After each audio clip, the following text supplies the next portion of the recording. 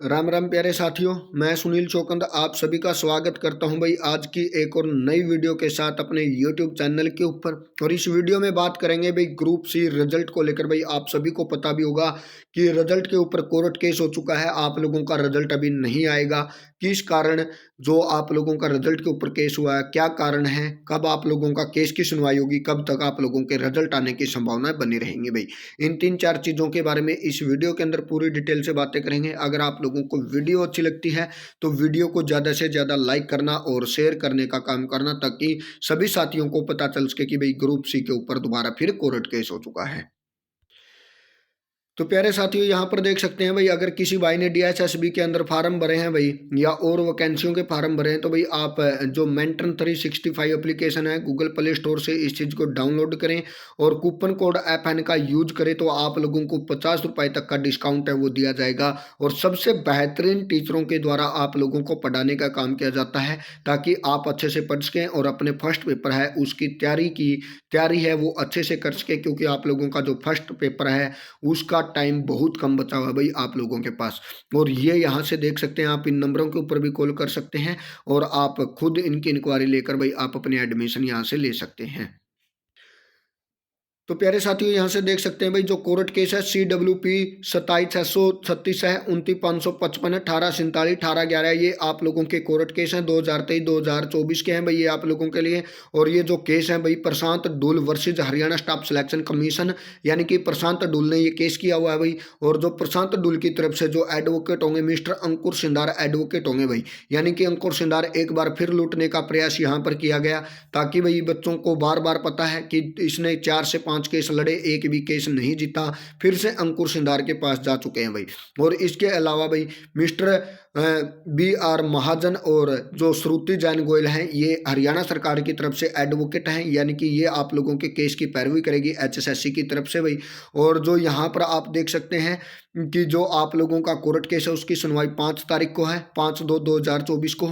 इससे पहले आप लोगों का रिजल्ट नहीं आएगा। वैसे भी खट्टर साहब ने भी बोला था कि भाई आप लोगों का जो रिजल्ट होगा उस रिजल्ट को सेकंड वीक के अंदर निकालने की तैयारी रहेगी, यानी कि 10 से 15 तारीख तक आप लोगों के रिजल्ट आने थे।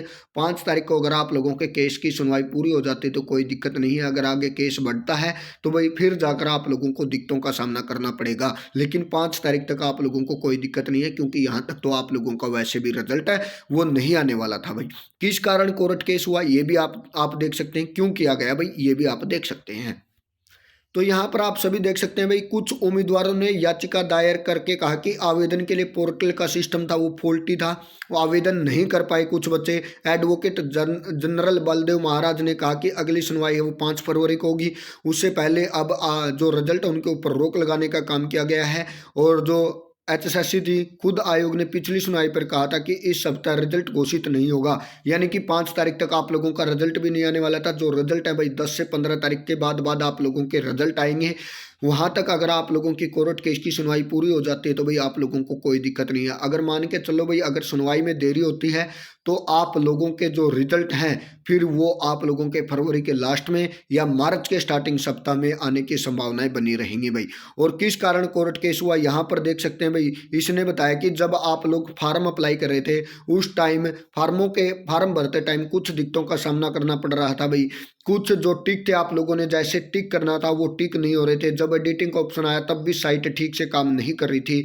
इस कारण बच्चों ने केस किया है कि भाई हम फार्म नहीं अप्लाई कर सके। जो टेक्निकल प्रॉब्लम थी उन टेक्निकल प्रॉब्लमों के कारण भाई, इस कारण कोर्ट केस किया हुआ है कि ताकि उन बच्चों को भी मौका दिया जाए जो फार्म भरने से वंचित रह चुके थे या कुछ और दिक्कतें थी उनके कारण भी वो वंचित रह गए थे। इस कारण इन रिजल्टों के ऊपर रोक लगाई गई है, ताकि उसकी जांच की जा सके कि क्या दिक्कत थी क्या दिक्कत नहीं थी भाई। इन चीज़ों के कारण ये कोर्ट केस किया गया है भाई आप लोगों के द्वारा भाई, यानी कि जो प्रशांत डुल है उसके द्वारा इस कारण इसके ऊपर केस किया गया है। सभी कैटेगरियों में नहीं है, कुछ दिक्कतों के कारण ये केस किया गया है।